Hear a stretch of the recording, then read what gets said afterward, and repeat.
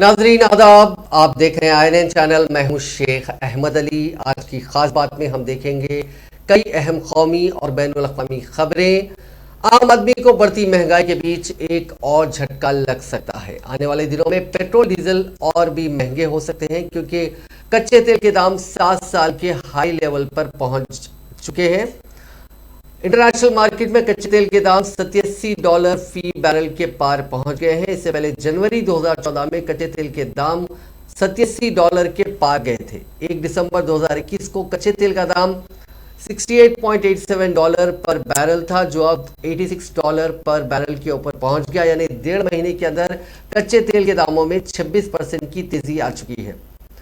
Experts कहते हैं कि आने वाले वक्त में इंटरनेशनल बाजार में कच्चे तेल की कीमत $90 फी बैरल तक जा सकती है।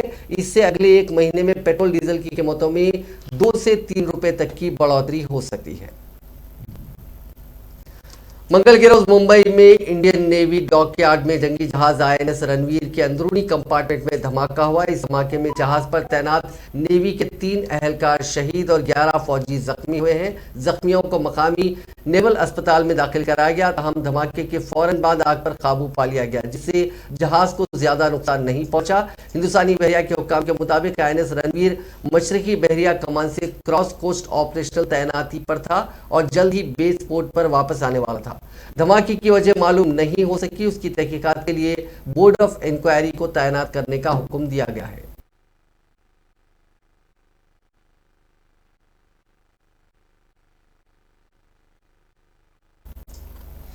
अभी कोलकाता में बड़ा रेल हादसा हुए कुछ ही दिन गुजरे हैं कि एक बार फिर रेल हादसे की खबर सामने आ रही है। अच्छी बात यह है कि हादसा खतरनाक साबित नहीं हुआ।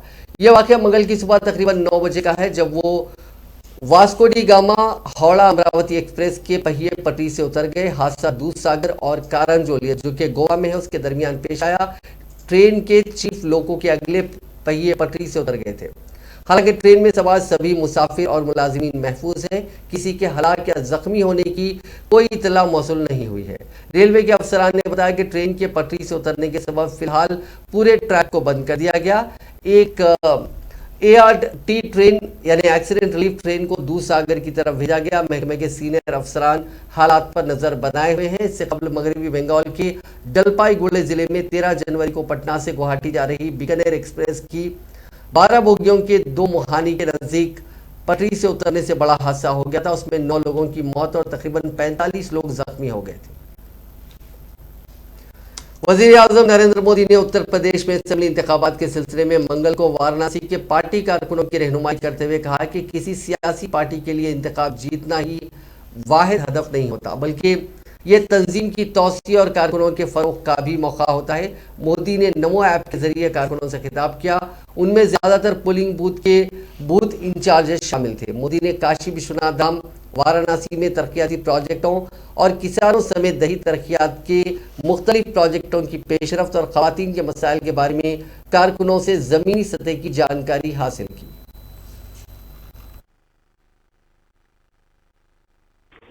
नमस्ते जी। आशुतोष, नमस्कार।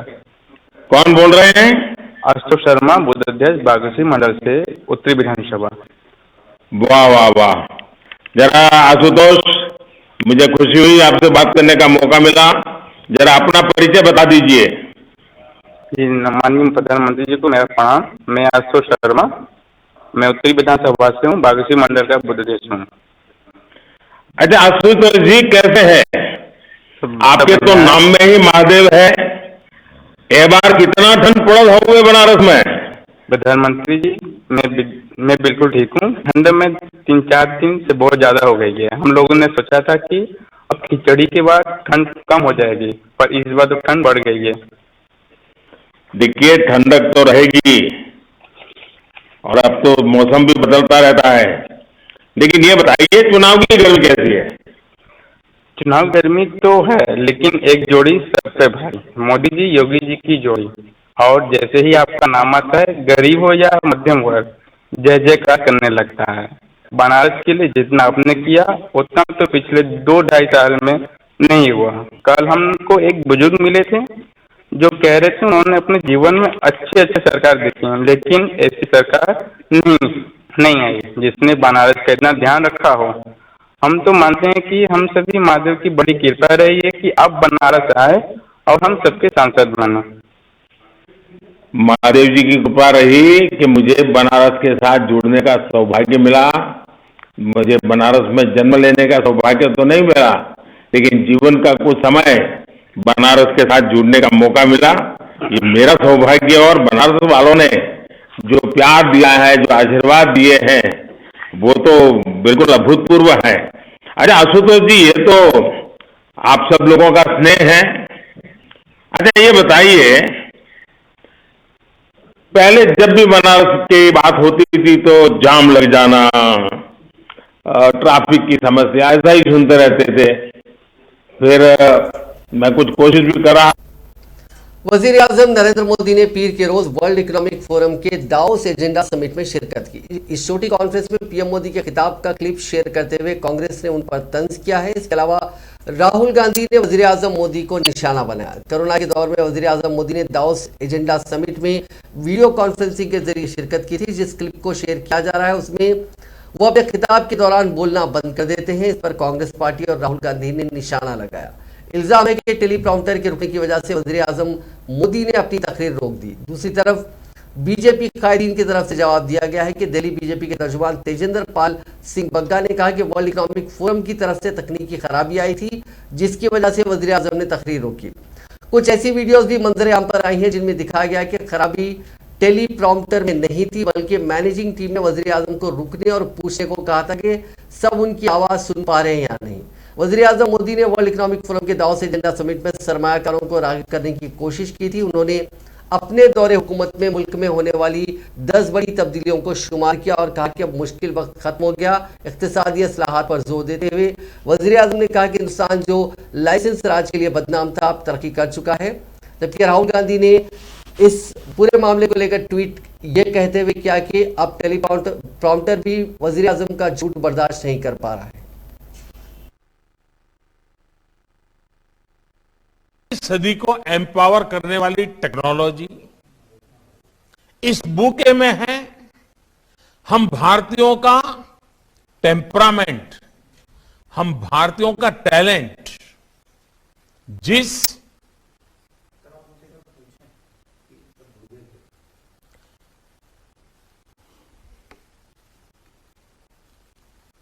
क्लास सब ठीक से सुना रहा है? I hear you, Mr. President. और Prime Minister. और हमारा इंटरप्रेटर की आवाज भी पहुंच रही है सबको।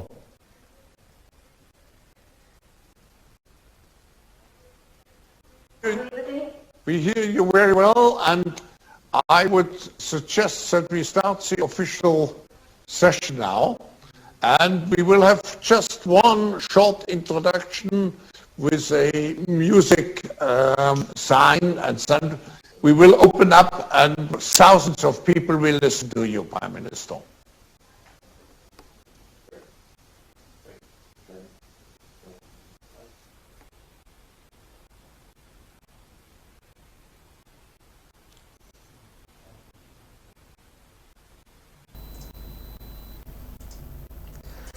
आम आदमी पार्टी दो बार के सिंगूर से अपने पार्लियामेंट भगवंत मान को वजीर आला का चेहरा बनाते हुए पंजाब असेंबली इंतखाबात में उतरेगी। इसका ऐलान पार्टी के कौमी कन्वीनर और दिल्ली के वजीर आला अरविंद केजरीवाल ने आज किया।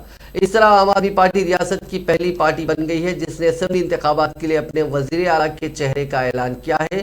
केजरीवाल ने कहा कि गुज़िश्ता हफ्ते पार्टी ने एक फ़ोन नंबर जारी किया था जिस पर लोगों से राय मांगी गई थी कि रियासत का वज़ीर आला कौन होना चाहिए। उन्होंने कहा कि सर्वे में ज़्यादा से ज़्यादा लोगों ने भगवंत मान के हक़ में अपनी राय जाहिर की। उन्होंने कहा कि इस पोल में पीर की शाम तक 21,59,000 से ज़्यादा पैगामात और फ़ोन कॉल मौसूल हुए और 93% करीब 94% लोगों ने मान का नाम दिया, यानी मान आम आदमी पार्टी के वज़ीर आला का चेहरा बनेंगे। उन्होंने दावा किया कि आम आदमी पार्टी रियासत में हुकूमत बनाएगी और मान रियासत के अगले वज़ीर आला होंगे। केजरीवाल ने कहा कि अगर वो खुद भगवंत मान के नाम का ऐलान करते तो उन पर वज़ीर आला के तौर पर लोगों पर ज़बरदस्ती किसी को मुसल्लत करने का इल्ज़ाम लग जाता। उन्होंने कहा कि सर्वे में कुछ लोगों की राय थी कि उन्हें या कंवर विजय प्रताप सिंह को वजीर आला का चेहरा बनाया जाए। दूसरी तरफ भगवंत मान जज्बाती हो गए और उन्हें पार्टी का वजीर आला का चेहरा करार दिए जाने पर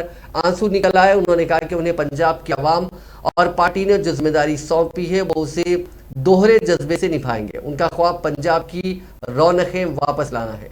काबिल जिक्र है कि भगवंत मान इस वक्त सिंगरूर से आम आदमी पार्टी के रुकन है और इसी लोकसभा हल्के के धोरी असेंबली हल्के से असेंबली इलेक्शन लड़ने जा रहे हैं।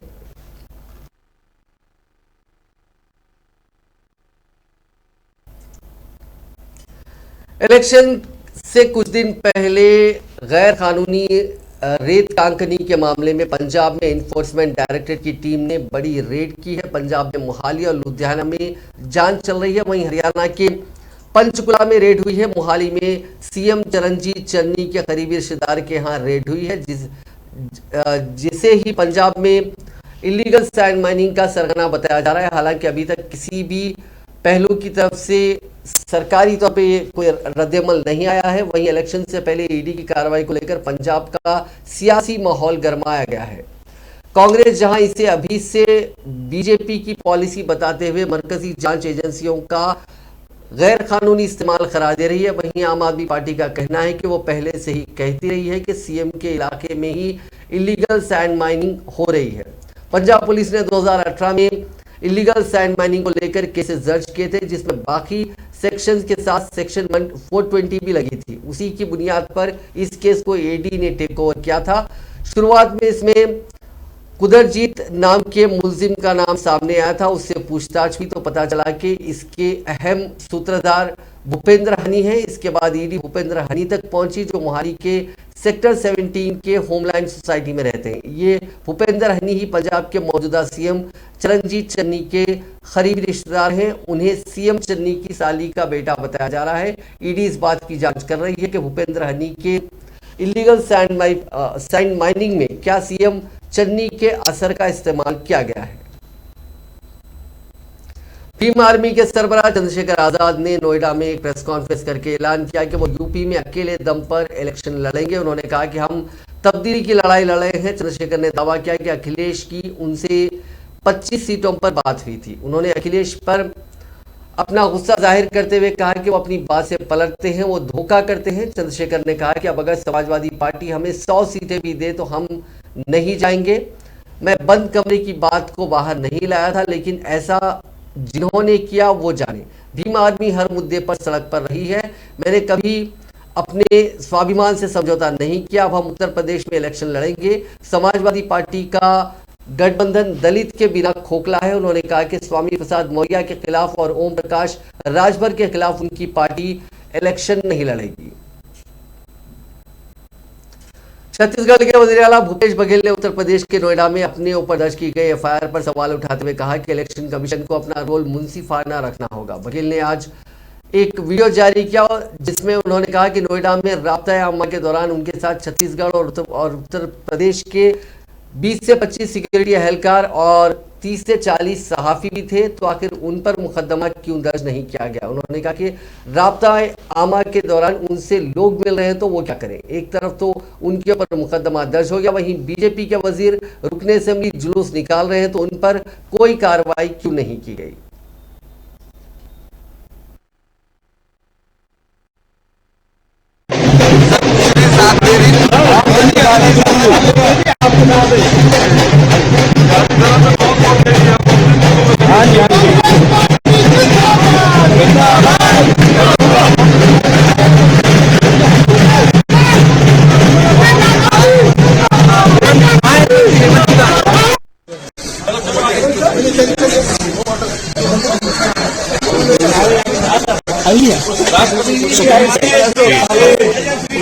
उतारना पड़ेगा आगे बढ़ जाओ थोड़ा बड़ा गैप करो तो आयु सवाल।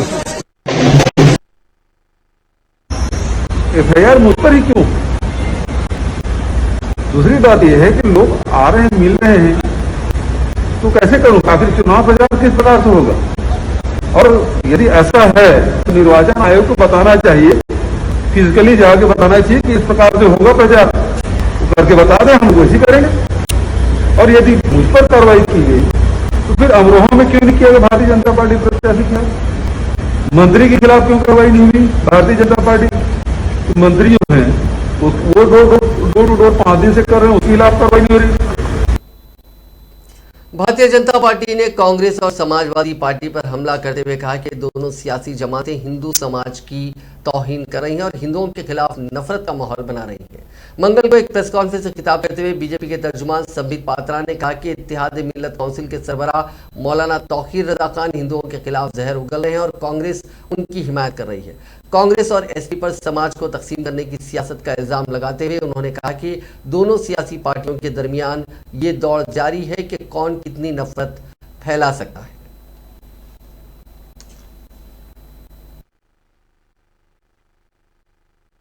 कल आश्चर्य हुआ जब एक औपचारिक फॉर्मल प्रेस कॉन्फ्रेंस में, जिसमें कांग्रेस के अध्यक्ष उत्तर प्रदेश के अजय लल्लू जी मौजूद थे, उनकी मौजूदगी में मौलाना तौकीर रजा खान, जो कि इत्तेहाद मिल्लत नामक पॉलिटिकल पार्टी को हेड करते हैं, उन्होंने कांग्रेस पार्टी को अपना समर्थन घोषित किया। और अभी भी हमने देखा कुछ मिनटों पहले कांग्रेस पार्टी के ऑफिशियल ट्विटर हैंडल ने प्रियंका वाड्रा जी के साथ मौलाना तौकीर रजा खान के तस्वीर को ट्वीट करते हुए लिखा है कि बीते दिनों आला हजरत बरेली शरीफ के मौलाना तौकीर रजा खान साहिब की कांग्रेस महासचिव श्रीमती प्रियंका वाड्रा जी से मुलाकात हुई और समर्थन देने की बात उन्होंने कही है। तो ये कांग्रेस पार्टी ने ऑफिशियली ट्वीट भी किया है और तौकीर रजा खान के समर्थन के विषय में कल प्रेस कॉन्फ्रेंस भी देखा। आज ये सवाल उठता है कि आखिर ये मौलाना तौकीर रजा खान साहब कौन है? याद करिए, मीडिया ने चंद दिनों पहले मौलाना साहब के एक वीडियो को दिखाया था जिसमें स्पष्ट रूप से मौलाना तौकीर रजा खान हिंदुओं के खिलाफ जहर उगल रहे थे उत्तर प्रदेश में। ऐसी बातें कह रहे थे जो कभी कहा नहीं जा सकता। मौलाना तौकीर रजा खान कह रहे थे कि अगर कानून की व्यवस्था मेरे जो यूथ हैं, मेरे जो जवान हैं, अर्थात जो मुस्लिम जवान हैं, उनके हाथों में कानून की व्यवस्था आ जाए तो जो हिंदू लोग हैं उनको सोचना पड़ेगा, हिंदुस्तान में रहने की जगह तक नहीं मिलेगी हिंदुओं को। अब सोच के देखिए किस प्रकार की यह घृणा की बात है, घृणा की पराकाष्ठा है, हाइट ऑफ हेट्रेड, जिसमें स्पष्ट रूप से एक मौलाना कह रहे हैं कि अगर हमने खुला छोड़ दिया अपने युवकों को तो धर्म विशेष का नाम लेकर कह रहे हैं कि हिंदुओं को हिंदुस्तान में रहने की जगह नहीं मिलेगी, देश छोड़ के जाना पड़ेगा। और तो और उसी लाइन में वो कहते हैं आगे कि हिंदुस्तान का नक्शा बदल के रख देंगे, हिंदुस्तान का नक्शा बदल जाएगा। हिंदुस्तान का नक्शा बदलने वाले लोग, जिन लोगों के मंसूबों में इस प्रकार की कारसादी है कि वो हिंदुस्तान के नक्शा को बदलना चाहते हैं, कानून की व्यवस्था को पलटना चाहते हैं, स्वाभाविक रूप से वैसे लोगों का समर्थन कांग्रेस पार्टी लेती है। ये कोई कांग्रेस पार्टी के लिए नया विषय नहीं है और इसमें कोई कांग्रेस पार्टी अकेली नहीं है, इसमें प्रतिस्पर्धा हो रहा है। प्रतिस्पर्धा अर्थात कंपटीशन समाजवादी पार्टी के साथ है, याद रखिए। दिल्ली वुमेन्स कमीशन ने मंगल को दिल्ली पुलिस के साइबर क्राइम सेल को नोटिस जारी करके क्लब हाउस नामी ऐप पर मुस्लिम खवातीन के खिलाफ फहश और तज़हीक आमीज तबसरा करने वालों के खिलाफ एफआईआर दर्ज करने का मुतालबा किया। दिल्ली खवातीन कमीशन की चेयरपर्सन स्वाति मालीवाल ने इस वाक़े पर अफसोस का इजहार करते हुए कहा कि किसी ने मुझे ट्विटर पर टैग किया और क्लब हाउस ऐप पर हुई इस इंतहाई फहश ऑडियो गुफ्तगू के बारे में बताया जिसमें मुस्लिम खवातीन और लड़कियों को निशाना बनाया गया और उनके लिए नफरत अंगेज, जिनसी और हतक आमेज तबसरे किए गए। इंतहाई अफसोसनाक है कि मुल्क में ऐसे वाक़यात में इजाफा हो रहा है। सुप्रीम कोर्ट इंतखाबी मैदान में उतरने वाले उम्मीदवारों के मुजरिमाना तफसील अवामी न करने पर मुतालिका सियासी पार्टियों की तस्दीक रद्द करने के मुतालबे से मुतालिक एक मफाद-ए-आमा की अर्जी पर जल्द समाअत के लिए मंगल को इत्तेफाक हो गया। अर्जी गुजार भारतीय जनता पार्टी के रहनुमा और वकील अश्विनी कुमार उपाध्याय ने आज chief justice N V Ramana की सदारत वाली बेंच के सामने खुसूसी जिक्र किया कि इस मामले की जल्द समाअत की जाए, जिसे अदालत ने मंजूर कर लिया। उपाध्याय ने उत्तर प्रदेश असेंबली इलेक्शन के लिए नामजदगी के अमल को शुरू होने का हवाला देते हुए पीर को दायर की गई अपनी अर्जी को फौरी समाअत के काबिल बताते हुए जल्द समाअत की अपील की थी। अर्जी गुजार ने बताया कि अर्जी में सुप्रीम कोर्ट से गुहार लगाई गई है कि अदालत इलेक्शन कमीशन को यह हिदायत दे कि वो समाजवादी पार्टी समेत उन सियासी पार्टियों के रजिस्ट्रेशन रद्द कर दे जो इलेक्शन के लिए अपने उम्मीदवारों के मुजरिमाना तारीख का इंकशाफ नहीं करते हैं। उपाध्याय ने अपनी अर्जी में इल्जाम लगाया कि उत्तर प्रदेश के असेंबली इंतखाबात में कैराना पार्लियामानी हल्के से समाजवादी पार्टी ने नाहिद हसन को इंतखाबी मैदान में उतारने का ऐलान किया। उनका इल्जाम है कि हसन एक गैंगस्टर है, लेकिन समाजवादी पार्टी ने उस उम्मीदवार के मुजरिमाना रिकॉर्ड को अखबारात, इलेक्ट्रॉनिक और सोशल मीडिया में शाया और नशर नहीं किया और न ही उसके इंतखाबात की वजह बताई है। नॉर्थ ईस्ट की 2 रियासतों में मंगल के रोज जलजले के झटके महसूस किए गए। मिजोरम में सुबह 7:52 पर झटका आया। नेशनल सेंटर फॉर सिस्मोलॉजी के मुताबिक रिक्टर स्केल पर जलजले की शिद्दत 4.3 दर्ज की गई। जलजले का मरकज वहां के नगोपा इलाके से 46 किलोमीटर नॉर्थ ईस्ट डायरेक्शन में था। वहीं अरुणाचल प्रदेश में सुबह 4:29 पर जलजले के झटके महसूस किए गए। रिक्टर स्केल पर इसकी शिद्दत 4.9 दर्ज की गई। जलजले का मरकज बसर इलाके से 148 किलोमीटर नॉर्थ वेस्ट डायरेक्शन में जमीन से 10 किलोमीटर गहराई में था। जलजले में फिलहाल किसी के मरने या जख्मी होने की जानकारी नहीं मिली है। अफगानिस्तान के मगरबी सूबे बादगेस में 5.6 शिद्दत के जलजले के बाद मरने वालों की तादाद बढ़कर 22 हो गई है। सूबे के कोहदेदार ने मंगल के रोज ये इत्तला दी। बादगेस सूबे के इंफॉर्मेशन एंड कल्चर के डायरेक्टर बाज मोहम्मद सरवरी ने जिन्मा एजेंसी को बताया कि हमारे मकामी जराये से ताज़ा तरीन आदाद शुमार से पता चलता है कि जिला खादीस में पीर को आने वाले जलजले में 22 अफराद हलाक और 5 जख्मी हुए हैं।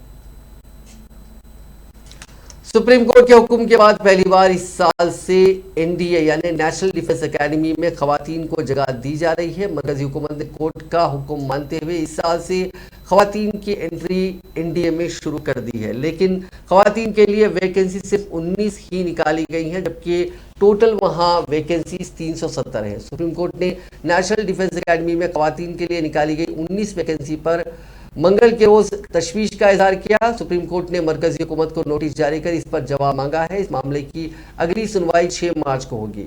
पिछले साल कहा गया था कि खवातीन की अकेडमी में आने से उन्हें नए इंफ्रास्ट्रक्चर और अलग फिजिकल ट्रेनिंग स्टैंडर्ड की जरूरत होगी। एनडीए कभी भी खवातीन को ट्रेनिंग अब तक उसने नहीं दी थी। खवातीन के लिए अलग रेसिडेंशियल अरेंजमेंट्स के साथ साथ एक अलग से स्क्वाड्रन और दीगर मसाइल वहाँ पे हल करने के लिए एक नया बुनियादी ढांचा बनाना होगा। कहा जा रहा है कि हुकूमत की जानिब से इस पर काम किया जा रहा है।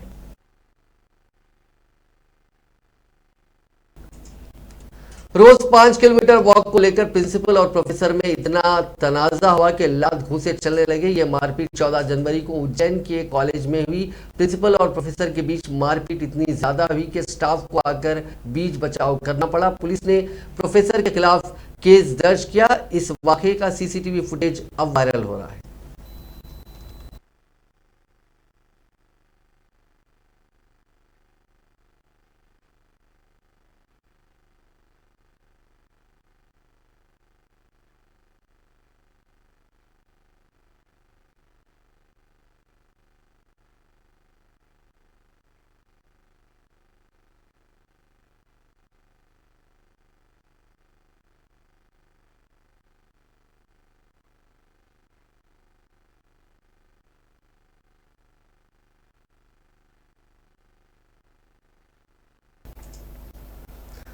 ये मारपीट का वाकया सरकारी नागुलाल मालविया महाविद्यालय के प्रिंसिपल डॉक्टर शेखर मेदमवार और एसोसिएट प्रोफेसर ब्रह्मदीप अलूनी के बीच हुआ है। वीडियो में दिख रहा है कि प्रिंसिपल ऑफिस में दोनों बैठे हैं, बहस होती है और इसके बाद प्रोफेसर अलू ने कुर्सी से उठकर बेंच पर रखा सामान प्रिंसिपल पर फेंकते हैं। इसके बाद दोनों में मारपीट और गाली गलौज भी शुरू हो गई।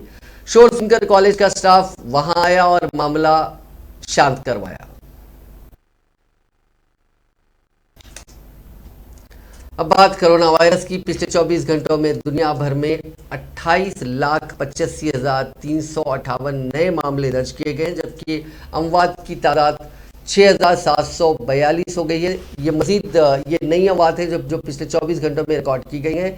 इस इजाफे के बाद दुनिया भर में कोरोना से मुतासरीन का मजमूई आंकड़ा 33,20,95,238 हो गया, जबकि अमवात की तादाद बढ़कर 55,66,094 हो गई है। दुनिया भर में फिलहाल 5,71,74,025 अफराद का कोरोना का इलाज चल रहा है। नए मुतासरीन के मामले में अमेरिका 3,90,000 मरीजों के साथ टॉपर है, जबकि 2,38,000 नए मामलों के साथ हिंदुस्तान दूसरे नंबर पर है। वहीं 2,38,000 नए केसेस के साथ स्पेन तीसरे नंबर पर है। अमेरिका में 438 नई मौतें दर्ज की गई हैं। एक्टिव केसेस के मामले में अमेरिका टॉपर है। पूरी दुनिया में 5,68,00,000 लोग ऐसे हैं जिनका इलाज चल रहा है।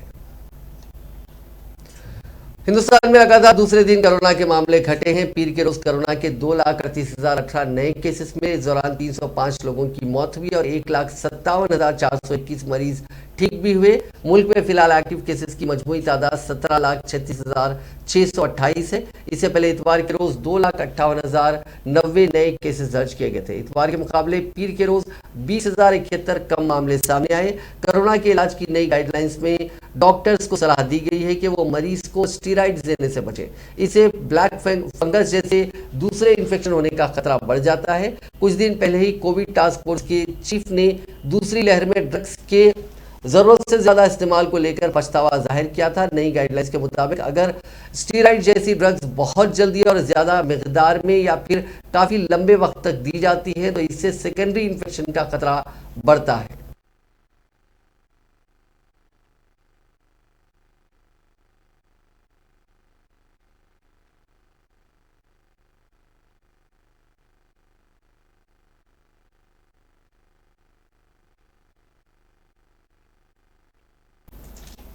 आईपीएल 2020 के लिए अहमदाबाद की टीम ने 3 खिलाड़ियों को फ्रेंचाइजी के साथ जोड़ा है। एक रिपोर्ट के मुताबिक हार्दिक पांड्या और राशिद खान को 15-15 करोड़ रुपए और शुभमन गिल को 7 करोड़ रुपए मिलेंगे। पांड्या टीम के कप्तान भी होंगे। 22 जनवरी तक आईपीएल की 2 नई टीमें लखनऊ और अहमदाबाद को 3 खिलाड़ी रिटेन करने थे। अहमदाबाद ने अपने कोचिंग स्टाफ का सिलेक्शन भी कर लिया है। टीम के चीफ कोच आशीष नेहरा होंगे। इंग्लैंड के साबिक सलामी बल्लेबाज विक्रम सोलंकी को टीम का डायरेक्टर बनाया गया है। वहीं हिंदुस्तान के साबिक कोच गैरी क्रिस्टन टीम के मेंटर होंगे। इससे पहले हार्दिक मुंबई इंडियंस, राशिद सनराइजर्स हैदराबाद और शुभमन गिल कोलकाता नाइट राइडर्स के लिए खेल रहे थे। शुभमन गिल की बात करें तो अहमदाबाद आईपीएल में उनकी दूसरी टीम होगी। 2018 के बाद से शुभमन कोलकाता से खेल रहे थे, तब कोलकाता ने उन्हें 1,80,00,000 रुपए में खरीदा था। वहीं राशिद को सनराइजर्स हैदराबाद ने 2017 में 4 करोड़ में खरीदा था। इसके बाद 2018 में हैदराबाद ने उन्हें 9 करोड़ रुपए में रिटेन किया था। 2015 में मुंबई की टीम ने पांड्या को 10 लाख में अपनी टीम में जोड़ा था।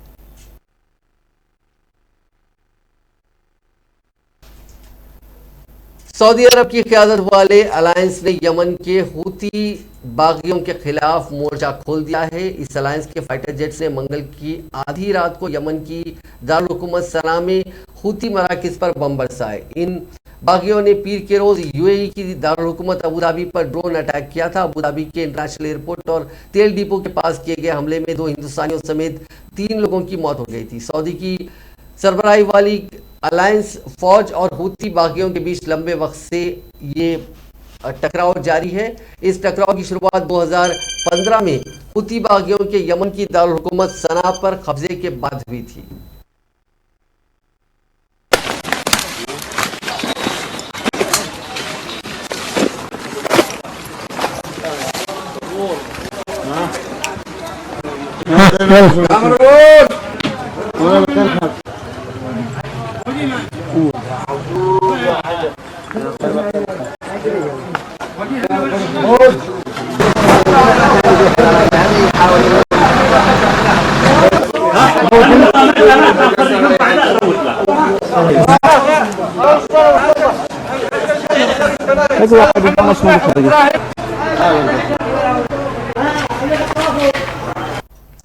नाजरीन, आज की खास बात में बस इतना ही। आपसे कल मुलाकात होगी नई खबरों के साथ, नए एनालिसिस के साथ। फिलहाल दीजिए इजाजत। खुदा हाफिज।